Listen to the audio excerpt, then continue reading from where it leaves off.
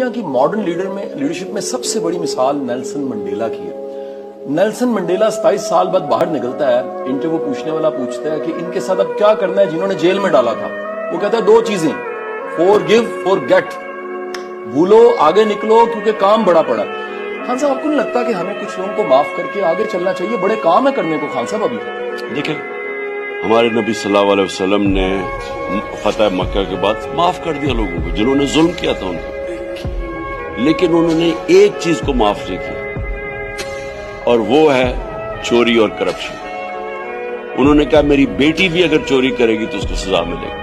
انہوں نے کہا تمہارے سے پہلے بڑی قومیں تباہ ہوئی جدھر طاقتور چوروں کو تم نے چھوڑ دیا, NRO دے دیا اور کمزور چوروں کو جیلوں میں ڈالا. دیکھیں جب آپ اچھے اور برے کی تمیز معاشرے میں ختم کرتے ہیں قوم مر جاتی ہے.